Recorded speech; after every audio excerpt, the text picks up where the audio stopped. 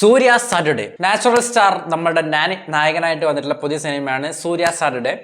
ആ സിനിമ കണ്ടിട്ട് എനിക്ക് തോന്നിയിട്ടുള്ള ഒപ്പീനിയൻ നിങ്ങളോട് ഷെയർ ചെയ്യാണ്. ട്രെയിലർ കണ്ടിട്ടുണ്ടെങ്കിൽ നിങ്ങൾക്ക് അതിന്റെ കഥയുടെ ചെറിയൊരു സാരാംശം കിട്ടിയിട്ടുണ്ടാവും. അപ്പൊ അതിൽ തന്നെ നമുക്ക് തുടങ്ങാം. സിനിമയുടെ കഥ എന്ന് പറയുന്നത് ഒരു ഫാമിലിയിലെ അച്ഛൻ, അമ്മ, രണ്ട് മക്കള്.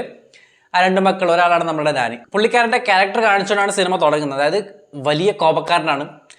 കോപം എന്ന് പറഞ്ഞാൽ നമ്മളുടെ കലി കയറിയിട്ടുള്ള നായകനാണ്. അപ്പോൾ പുള്ളിക്ക് കോപം വന്നു കഴിഞ്ഞാൽ പുള്ളി തല്ലും. അത് അച്ഛനായാലും അമ്മയായാലും അതുപോലെ സ്വന്തം മാമനായാലും പുള്ളിക്കാരെ തല്ലും. അങ്ങനത്തെ ഒരു ക്യാരക്ടറാണ് നമ്മളുടെ നായകൻ. ഇങ്ങനെ പോകുന്ന സമയത്താണ് അമ്മയുടെ പാസം വരുന്നത്. അമ്മ പാസം വരും. അമ്മ പാസം വന്നിട്ട് അമ്മ വന്നിട്ട് പറയും, മോനെ ദേഷ്യം വന്നു കഴിഞ്ഞാൽ നീ തല്ലരുത്. ഇനി നിനക്ക് ദേഷ്യം വരുന്നുണ്ടെന്നുണ്ടെങ്കിൽ എല്ലാ ദേഷ്യം കൂടി ഒരു ദിവസം തീർക്കാം, ആഴ്ചയിൽ ഒരു ദിവസം. ബാക്കിയുള്ള 6 ദിവസവും നിനക്ക് എത്ര ദേഷ്യം വന്നാലും തല്ലരുത്. അപ്പോൾ പിന്നീട് അമ്മ മരിക്കും. അതിനുശേഷം ഇവന്റെ കഥ പറയാണ്. ഇത് ട്രെയിലർ കണ്ടിട്ടെങ്കിൽ നിങ്ങൾക്ക് മനസ്സിലാവുന്ന കാര്യം തന്നെയാണ്. അങ്ങനെ അവൻ ആഴ്ചയിൽ 6 ദിവസം കാത്തിരുന്ന് അവസാനം 7ാമത്തെ ദിവസം അടിക്കാൻ വേണ്ടി പോകുന്ന ദിവസമാണ് ശനിയാഴ്ച. അതാണ് സൂര്യ സാറ്റർഡേ. സൂര്യ എന്ന് പറയുന്നതാണ് അവന്റെ പേര്. സിനിമയുടെ സ്റ്റോറി എന്ന് പറയുന്നത് ടിപ്പിക്കൽ പ്രഡിക്റ്റബിൾ ആയിട്ടുള്ള സ്ഥിരം ക്ലീഷേ ടെംപ്ലേറ്റ് ഉള്ള ഒരു സ്റ്റോറിയാണ്. നമ്മൾ ഏതൊരു തെലുങ്ക് സിനിമ കണ്ടാലും അല്ലെങ്കിൽ ഏതൊരു കൊമേഴ്ഷ്യൽ സിനിമയിൽ ഉണ്ടാവുന്ന എല്ലാ എലമെന്റുകളും ഒരു വ്യത്യാസവും കൂടാതെ അതുപോലെ ആഡ് ചെയ്ത് കൃത്യമായിട്ടുള്ളൊരു സ്ട്രക്ചർ ചെയ്ത് എടുത്തിട്ടുള്ള ഒരു സ്റ്റോറിയും സ്ക്രിപ്റ്റുമാണ് സിനിമയ്ക്കുള്ളത്. 3 മണിക്കൂറുണ്ട് പടം. കൃത്യമായിട്ട് എക്സാക്ട്ലി 3 hours, എക്സാക്ട്ലി 1.5 മണിക്കൂറാണ് ഇന്റർവെൽ വരുന്നത്. 3 മണിക്കൂറുണ്ട് പടം. പക്ഷെ പടം ഒരു ഫ്ലോയിലങ്ങ് പോകൂടെ. നമ്മൾ ബോറടിക്കില്ല.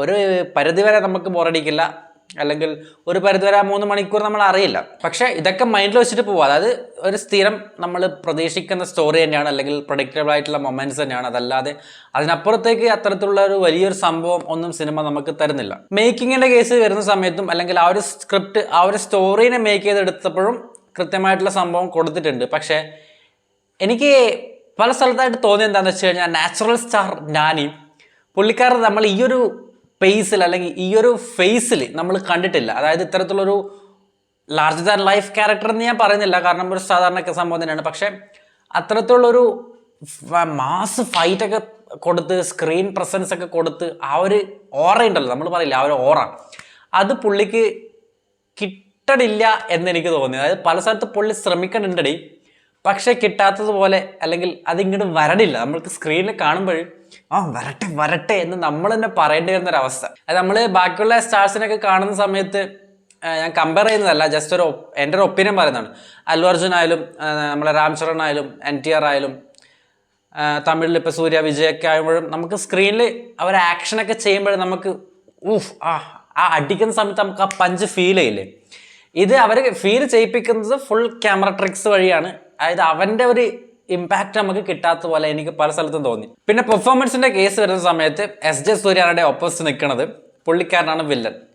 പുള്ളിയുടെ ആ ഒരു കഴിവ് അല്ലെങ്കിൽ പുള്ളിയുടെ ആ ഒരു മീറ്റർ നമുക്കറിയാലോ. ഇത് അത്തരത്തിലുള്ളൊരു സൈക്കോ ക്യാരക്ടറിനാണ്. അതായത് പക്ക ഒരു പോലീസുകാരനാണ്. പുള്ളി പോലീസുകാരനാണ്. ആ പോലീസുകാരൻ്റെ ഉള്ളിൽ ഒരു വില്ലനിസം കാണിക്കുന്ന രീതിയിൽ സംഭവം. അപ്പോൾ അതിൽ വരുന്ന സമയത്തും അത് അവിടെ SJ സൂര്യയുടെ ക്യാരക്ടർ വരുന്ന സമയത്തും അല്ലെങ്കിൽ പുള്ളിയുടെ ക്യാരക്ടറൈസേഷൻ വരുന്ന സമയത്തും സ്ഥിരം ഇത്തരത്തിൽ ഒരു എന്താണ് ലാൻഡിന്റെ ബേസ് ആയിട്ടുള്ള ഒരു സംഭവമാണ് പുള്ളിക്കും വരുന്നത്. അതിനുശേഷം പിന്നെ വരുന്നത് എന്ന് പറഞ്ഞു കഴിഞ്ഞാൽ സ്ഥിരം നമ്മളുടെ രക്ഷിക്കൽ സംഭവം തന്നെയാണ്. കുറച്ച് സ്ഥലമുണ്ട്, ഒരു സ്പെസിഫിക് സ്ഥലം. ആ സ്ഥലത്തുള്ള കുറച്ച് ആളുകൾ, ആ ആളുകൾക്ക് ഒരു പ്രശ്നം വരുന്നു. നായകൻ അവിടത്തേക്ക് വരുന്നു, വില്ലൻ അവർക്കെതിരെ വരുന്നു. നായകൻ അയാളുടെ ഒപ്പം നിൽക്കുന്നു, അല്ലെങ്കിൽ ആ ആളുകളുടെ ഒപ്പം നിൽക്കുന്നു. അങ്ങനെയാണ് പിന്നീട് വരുന്നത്. ഞാൻ പറഞ്ഞു വന്നത് SJ സൂര്യയുടെ പെർഫോമൻസ് നമ്മൾ സ്ഥിരം ബാക്കി പടങ്ങളിലൊക്കെ കണ്ടിട്ടുള്ള സംഭവം തന്നെയാണ്. അല്ലെങ്കിൽ പുതിയതായിട്ടൊരു സംഭവം അല്ലെങ്കിൽ പുതുതായിട്ടുള്ളൊരു ഒരു ഏരിയ ഒന്നല്ല. പുള്ളി പുള്ളി സ്കോർ ചെയ്ത് പരിചയമുള്ള സ്ഥലം തന്നെയാണ്. അത്തരത്തിലുള്ള ക്യാരക്ടറാണ് പുള്ളി കൊടുത്തിട്ടുള്ളത്. പുള്ളി കിടലം പോലെ ചെയ്തിട്ടുണ്ട്. പിന്നെ ഞാൻ തമിഴാണ് കണ്ടത്, ഇതിൻ്റെ തമിഴ് വേർഷനാണ് കണ്ടത്. അതുകൊണ്ട് രക്ഷയായി സത്യം പറഞ്ഞാൽ. കാരണം മലയാളമാണെങ്കിൽ ഇജ്ജാതി ബോറായനെ, അത്രയും ബോറാ വരുന്നത്. കാരണം ഇതിലിപ്പോൾ നമുക്ക് SJ സൂര്യൻ്റെ ഡബ്ബിങ് തന്നെ തമിഴിൽ നമുക്ക് കേൾക്കാൻ വേണ്ടി പറ്റും. അതുകൊണ്ട് നമുക്ക് ആ ഒരു ഫീൽ കിട്ടുന്നുണ്ട്. പുള്ളിയുടെ ആ ഒരു പെർഫോമൻസ് കാണുന്ന സമയത്ത് ആ ഒരു സിങ്ക് കൃത്യമായിട്ട് കിട്ടുന്നുണ്ട്. അപ്പം മാക്സിമം തമിഴ് കാണാൻ ശ്രമിക്കുക, മലയാളം കാണാൻ ഞാൻ റെക്കമെൻഡ് ചെയ്യില്ല. പിന്നെ മ്യൂസിക് ചെയ്തിരിക്കുന്നത് ജെയ്ക്സ് ബിജോയ് ആണ്. അത് ഞാൻ ലാസ്റ്റ് ടൈറ്റിൽ കാർഡ് കാണുമ്പോഴാണ് കണ്ടിട്ടുള്ളത്. മ്യൂസിക് ബൈ ജെയ്ക്സ് ബിജോയ് എന്ന് പറഞ്ഞിട്ട് കണ്ടു. പുള്ളി വേറെ ലെവലിൽ സ്കോർ ചെയ്തിട്ടുണ്ട്. അതായത് ആ ഒരു തക്ക നമ്മട്ടുള്ള അടിയൊക്കെ ഉണ്ട്. കിടലം പോലെ നാനിക്കൊരു BGM ഉണ്ട്, SJ സൂര്യക്ക് BGM ഉണ്ട്. അതൊക്കെ കിടലം പോലെ ചെയ്ത് വെച്ചിട്ടുണ്ട് സ്ക്രീനിൽ.